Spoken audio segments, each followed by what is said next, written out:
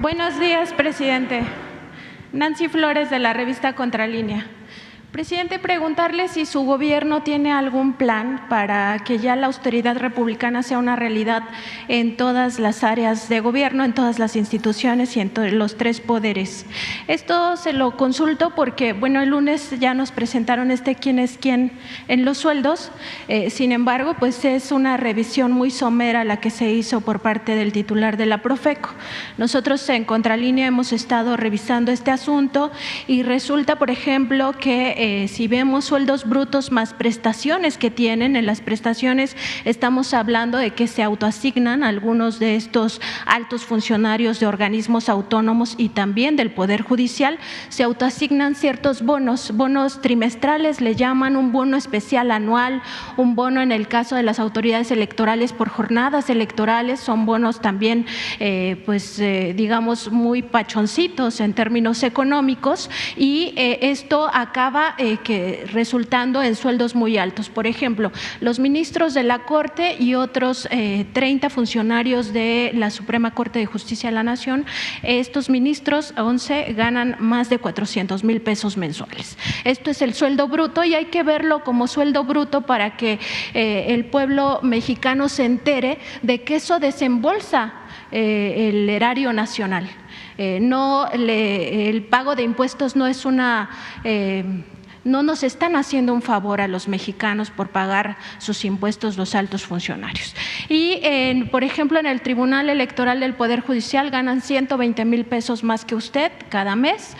En el caso también del Banco de México son salarios tanto de la gobernadora como de los subgobernadores por arriba de los 350,000 pesos mensuales y así nos podemos ir con cada uno de estos organismos, el Instituto Nacional Electoral, el Instituto Nacional de la Transparencia, el INAI, en fin, todos estos organismos autónomos y también el Tribunal Federal de Justicia Administrativa, donde ahí los sueldos ya brutos superan los 500,000 pesos, algo que no veíamos en esta lista, y son más, no son solo la cúpula de estos organismos, sino también otros funcionarios de abajo.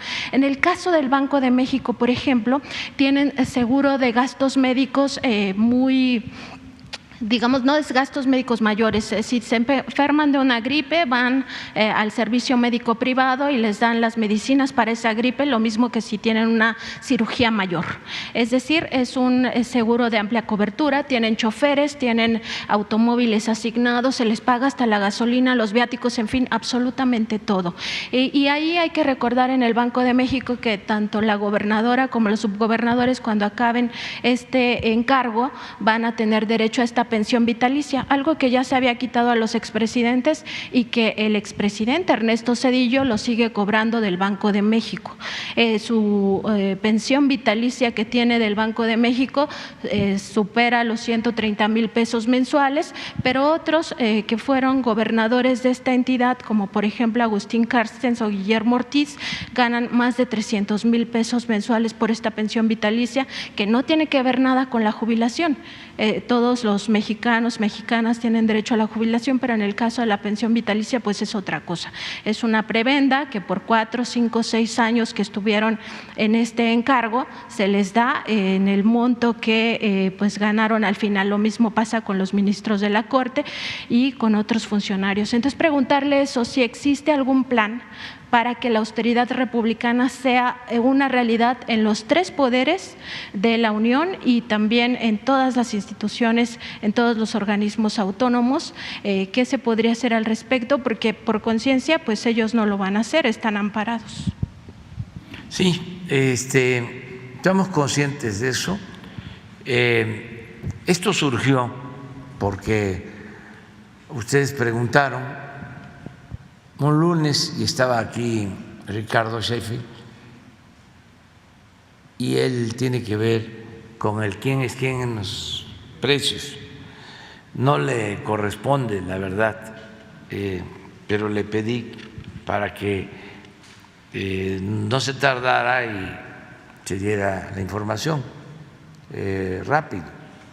Y eso fue lo que hizo, pero en efecto hace falta más investigación y tomar decisiones sobre esto. porque fue bloqueada mi iniciativa original. Incluso hay una ley de austeridad republicana que no se cumple por esto. Los amparos y franco incumplimiento a la Constitución y a esta ley de austeridad. Entonces, vamos a buscar la forma de presentar una iniciativa de reforma a la ley de austeridad y si procede una nueva reforma a la Constitución para dejarlo más claro y que no se preste a las interpretaciones que hicieron en el Poder Judicial de manera leguleya los altos servidores públicos, que fueron los que promovieron lo de los amparos. Creo que un ministro o dos fueron los que iniciaron con esto. Entonces, en su momento lo vamos a plantear para que no quedemos nosotros como encubridores. Si en el Poder Legislativo no se aprueba, ya es otra cosa, pero lo voy a hacer. Nada más que en su momento, antes de que se termine el gobierno, porque ahora tenemos tres iniciativas pendientes, una que tiene que ver con lo electoral, que nos importa muchísimo, otra que tiene que ver con el que la Guardia Nacional pase a formar parte de la Secretaría de la Defensa para que pueda mantenerse en el tiempo sin echarse a perder, que no vuelva a pasar lo que sucedió con la Policía Federal Preventiva, que la dejaron suelta dependiendo de políticos y se echó a perder, se corrompió.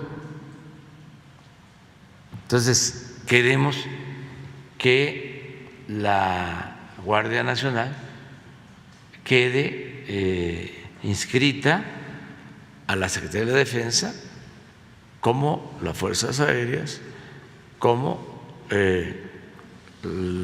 otras ramas que tienen que ver con la defensa, el mismo Ejército y así la Guardia Nacional, porque está funcionando bien. Se ha hecho todo un esfuerzo, ya tenemos cerca de 120,000 elementos, ya hemos construido como 260 cuarteles, se han formado a todo el personal, está bien calificada la Guardia en las encuestas, trae como un 75% de aceptación, por encima de la calificación de las policías estatales y de las policías municipales. Solo le gana el Ejército y la Marina, y se requiere disciplina y se requiere profesionalismo y sobre todo honestidad, porque todos los actos de complicidad de los últimos tiempos tuvieron que ver con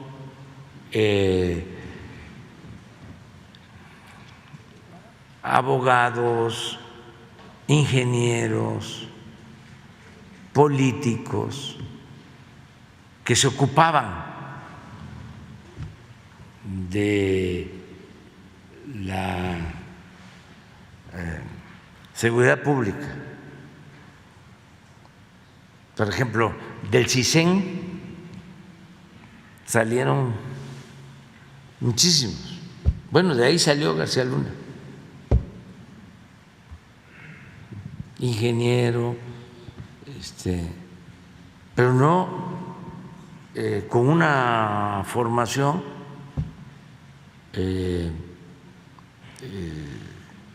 profesional, digo, con una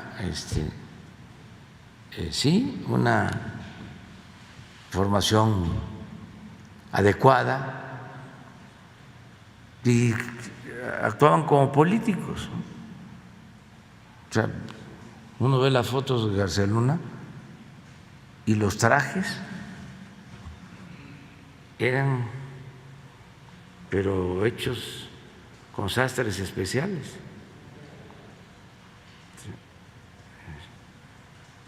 Políticos. Por eso también manejaba muy bien los medios de información y los apantallaba, hablando de las pantallas.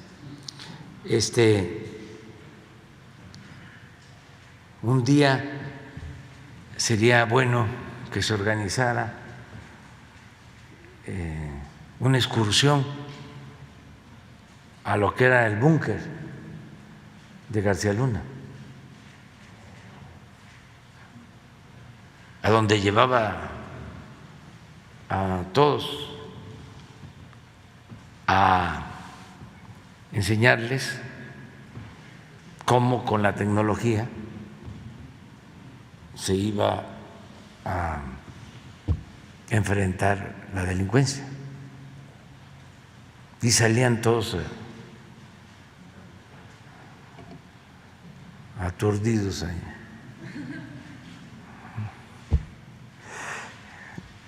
Y ahora sí. Y premio en Estados Unidos, super policía, hasta el New York Times quemando el incienso. Entonces no queremos eso, porque estamos trabajando para formar gente recta, que viene de la defensa, que viene de Marina, jóvenes con lealtad al pueblo, con lealtad a México, incorruptibles. En los tiempos del predominio neoliberal no había moralización. Los equipos encargados de enfrentar el narcotráfico tenían como premio quedarse con el botín. Llevaban a cabo un operativo y se quedaban con todo lo que confiscaban como recompensa. No, así no es la cosa, no debe ser así. Entonces, si no dejamos a la Guardia Nacional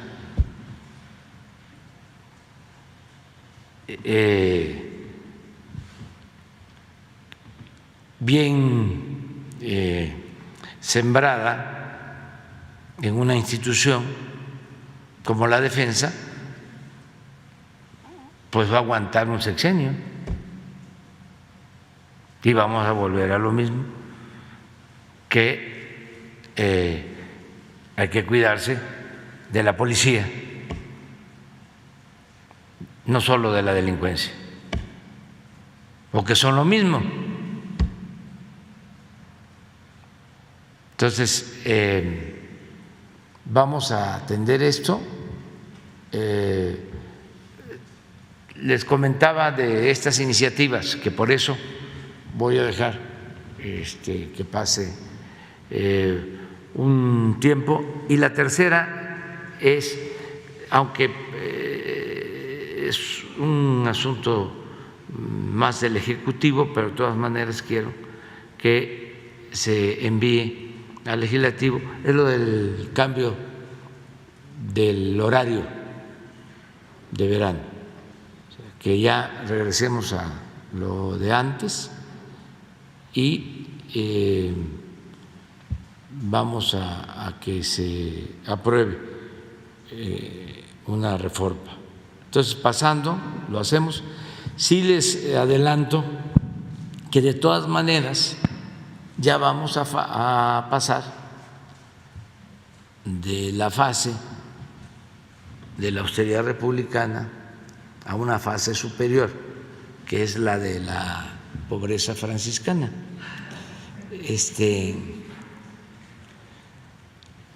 Porque tengo reunión mañana con el gabinete y vamos a llevar a cabo medidas de austeridad adicionales. Como vamos a reducir bastante, casi no va a haber viajes al extranjero. Ya vamos a procurar que toda la comunicación se haga por teléfono o por teleconferencias. Y vamos a reducir viáticos aún más y otras medidas.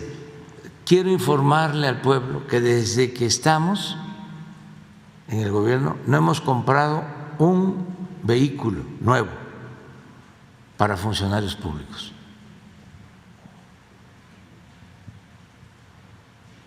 Uno solo. Yo la camioneta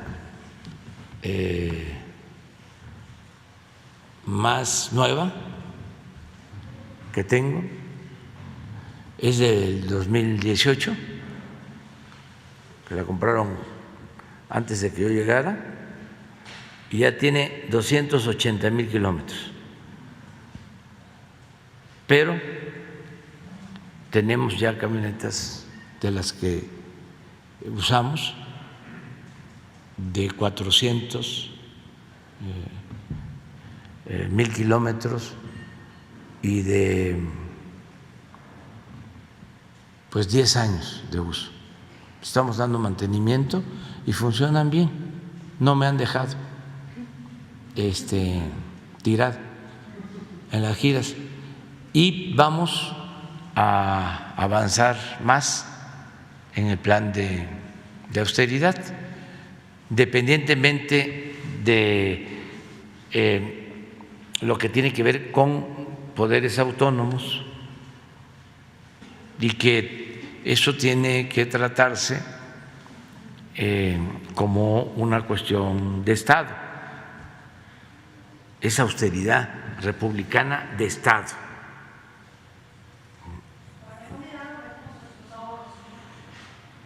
Para seguir manteniendo ahorros, para seguir sin deuda, sin solicitar deudas adicionales, sin aumentar impuestos,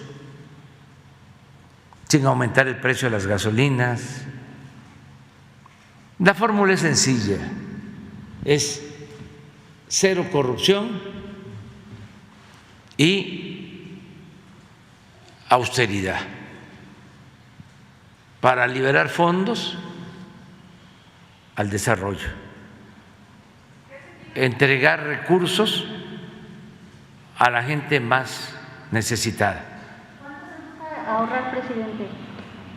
Pues nos hemos ahorrado ya, podemos hacer la cuenta, pero ya podemos estar en el tiempo que llevamos con ahorros del orden de 2 billones de pesos.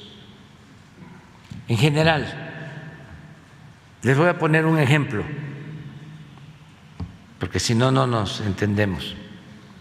¿Por qué no pones el informe de hoy sobre huachicol? ¿Cuánto nos hemos ahorrado combatiendo el huachicol? Y luego les voy a dar otro dato. ¿Cuánto nos hemos ahorrado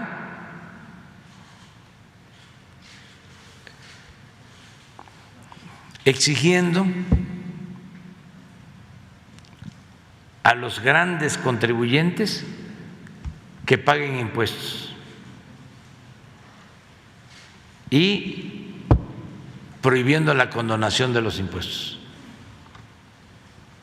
Debe de haber alguna… Este es el comportamiento que incluso estamos ahora haciendo algo especial. Este era el promedio de lo que se robaban cuando entramos, en el promedio del 2018, 56,000 barriles diarios.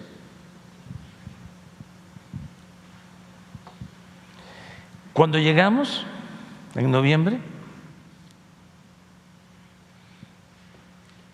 el promedio era 81,000 barriles diarios.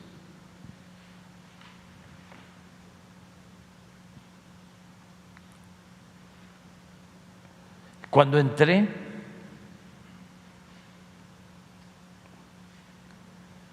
el 20, diciembre, el primero.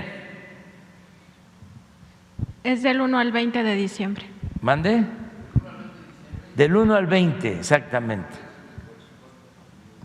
74. Aquí tomé la decisión. El 23 de diciembre. Aquí tomamos la decisión. Y echamos a andar el operativo y cerramos ductos y entró el ejército. Del 1 de diciembre al 20 de junio, 215,950 millones de pesos. Nada más, les hablaba yo como de 2 billones, pues aquí es más del 10, solo en esta medida, 215,000. Es lo que nos hemos ahorrado hasta el 30 de junio. Ahora, porque es importante recordarlo, ¿cuánto condonaron de impuestos a los grandes contribuyentes, Calderón y el presidente Peña? Nada más de condonación, porque habían muchos mecanismos por los cuales no pagaban o se les devolvían los impuestos. Las listas Aquí está.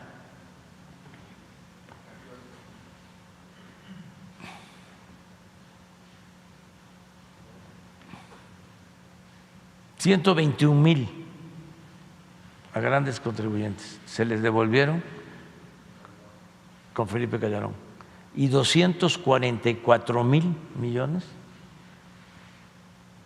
con Peña. Y aquí están. Y tampoco es para culparlos, solo a ellos. La ley lo permitía, era legal. Por eso, cuando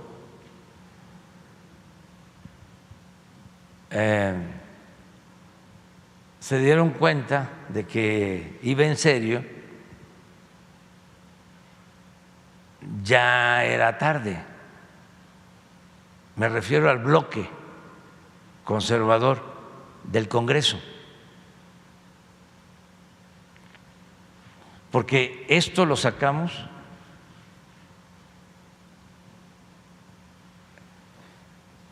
y todavía no estaban como ahora, que hay hasta huelga, no pasan, no dejan pasar nada. Pero esto sí lo logramos, la reforma al artículo 28 constitucional que prohíbe los monopolios y la condonación de impuestos. Y muchos otros ahorros. Esto del aeropuerto, ¿por qué les causa tanto coraje? Porque ojalá y revisen la información, porque luego se aturden, se obnubilan y ya es no.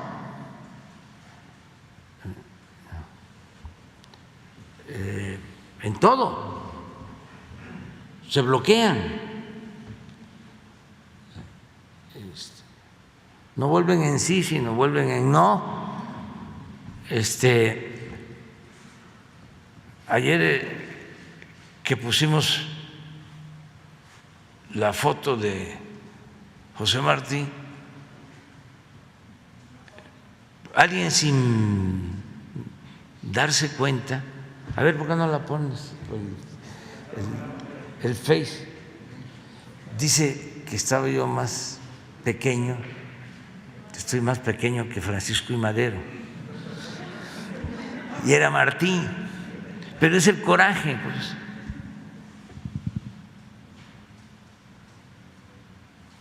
Eso es lo que pasa con lo del aeropuerto. Ojalá e indaguen de que el estimado que tenían para construir el aeropuerto en el lago de Texcoco eran 300,000 millones de pesos. Estimado. Que no dejen también de recabar la información de cuánto estimaron que iba a costar el tren Toluca, Ciudad de México. 30,000 millones de pesos. Y lo vamos a terminar el año próximo. Y en total va a significar una inversión de 90,000. Entonces, el aeropuerto estaba estimado en 300,000, pero iba a significar también cerrar el actual aeropuerto porque ese era el negocio que tenían planeado, porque esto no lo sabe o no quiere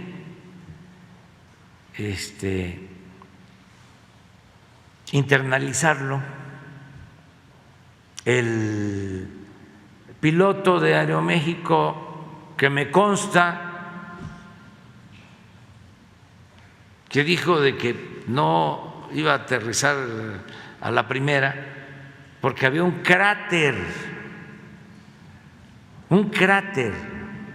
en la pista. Sí hay algo de diferencia entre un bache, un socavón y un cráter, ¿verdad? Entonces, pero eso es lo que sucede cuando se opta por el fanatismo. Nos cegamos,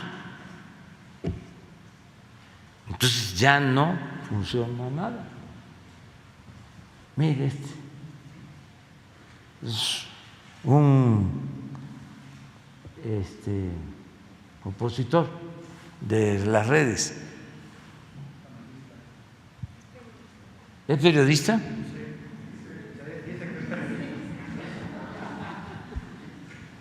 Mire, se ve tan chiquito al lado de Madero. Además, decía Napoleón que la grandeza se mide de la cabeza al cielo. Juárez no era grande físicamente, era grande política, intelectualmente, era grande como patriota. Madero también, su grandeza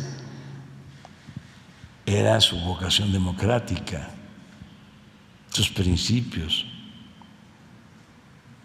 su amor a la libertad. Pero esto es lo que suele pasar. Bueno, otro dato del aeropuerto que deberían de tomar en cuenta. Estaba planeado que lo iban a terminar en el 2025. O sea, todo nuestro sexenio iba a transcurrir construyendo el aeropuerto. Otro dato que era lo peor, porque iban a cerrar 2 aeropuertos, pero lo peor es que es la zona de más hundimientos en el Valle de México.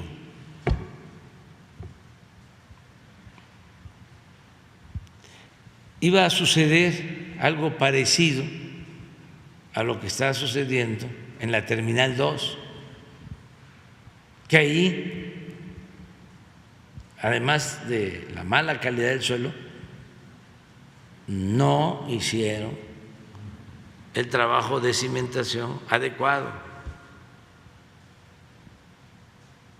Ahí hubieron fallas, y es hasta para ordenar una auditoría técnica, administrativa. Vamos a ver, lo que tenemos que resolver es cómo evitamos que se derrumbe y que haya desgracias. Una posibilidad es pues hacerlo de nuevo, porque sí es una falla estructural grave.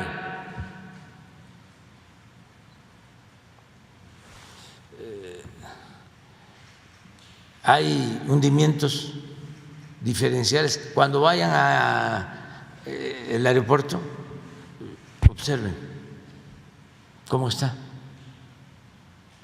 Entonces, y lo otro es apuntalarlo. Yo voy a pedir a los técnicos, ya hay un grupo que está trabajando en esto, de que veamos la posibilidad de que se apuntale y que ya hacia adelante otra autoridad, otro gobierno ya tome una decisión de fondo por lo que significa para nosotros ya de inversión. Y no quiero dejar nada inconcluso, pero estamos analizando las posibilidades que hay. Entonces, de 300,000 a 75,000 que costó el nuevo aeropuerto, que ya está terminado, aún pagando, o mejor dicho, incluyendo lo que se les pagó a las empresas, que mucho se recuperó, los está recuperando, porque de ahí vamos a sacar, hemos sacado acero, hemos sacado balasto, que a lo mejor vamos a utilizar en el Tren Maya, pero bueno, son 100,000 millones, más 75, 175,000, y tenían estimado 300,000. ¿Cuánto nos ahorramos? 125,000 millones. Y así en todo. Entonces la fórmula funciona. Si alguien me pide una recomendación de cómo hacer un buen gobierno, entre otras cosas, algo muy sencillo pero trascendente es: no permitas la corrupción ni los lujos en el gobierno. Y ahorra. Y esos fondos destínalos al pueblo. Y si puedes, entrégalos de manera directa, no con intermediarios, ni de la llamada sociedad civil, ni del mismo gobierno, sino a cada ciudadano lo que le corresponde por derecho. Porque en el sistema de intermediación, imagínense cuánto se llevaban las organizaciones campesinas supuestamente independientes, o las organizaciones campesinas en general. Pues también se les entregaban como 100,000 millones al año. Luego, ¿cuánto nos hemos ahorrado en medios de información? Pues yo creo que como 100,000 millones también. Pero ahí no solo es lo que se ahorra por no pagar publicidad, sino lo que se ahorra porque no se tienen que entregar contratos. Hay muchos medios de información o dueños de medios de información que lo que menos les interesa? ¿Es el periódico o es la radio o es la televisión? Eso lo tienen para presionar y poder hacer negocios de otro tipo con el gobierno.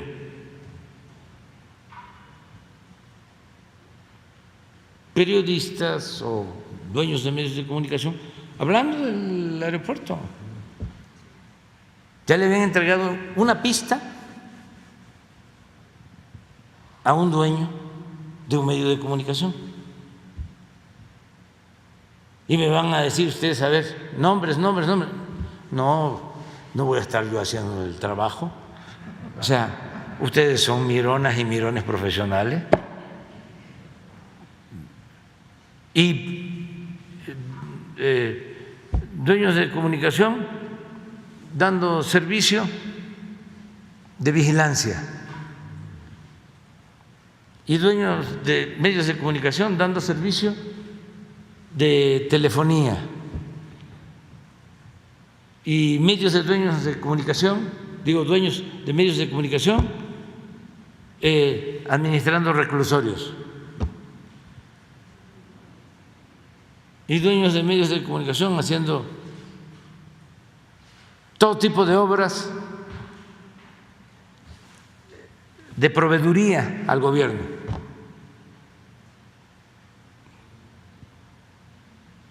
Porque si no, se enojaban y habían campañas en contra. Y otros, los más conservadores, que unos vinculados al gobierno de manera directa y otros triangulando como protectores de Iberdrola, de Odebrecht, de empresas monopólicas. ¿Y de dónde reciben su financiamiento? De esas empresas.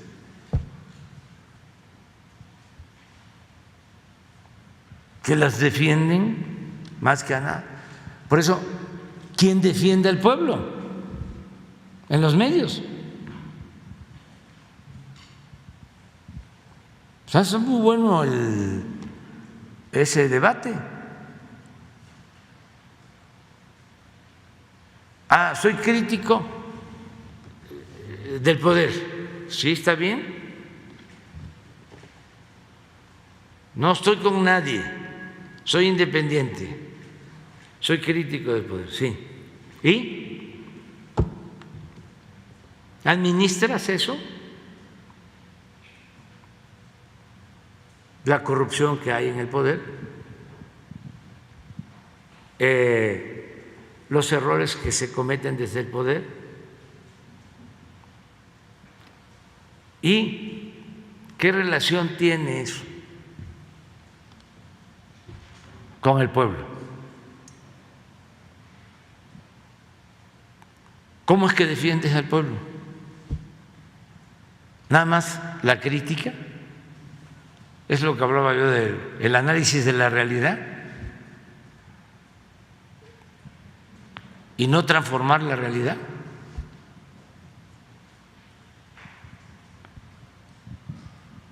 Porque se puede estar administrando el sufrimiento de la gente, incluso en derechos humanos. Yo defiendo los derechos humanos y recibo hasta apoyo de organizaciones internacionales de derechos humanos.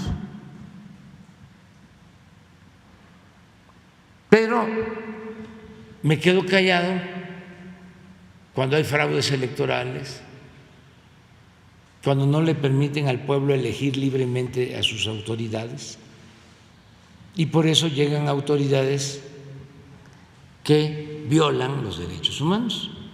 Pero es así. Entonces, sí es necesario el que haya cambios de fondo y lo mismo esto de los aumentos de los altos sueldos. Increíble, los expresidentes de México, hay por ahí un cuadro en uno de mis libros en donde comparo lo que recibían reciben, porque hay muchos países en donde todavía sostienen eso, los expresidentes de pensión. Yo creo que es en la salida. Increíble. Y ahí viene también lo de los ministros de la pensión vitalicia.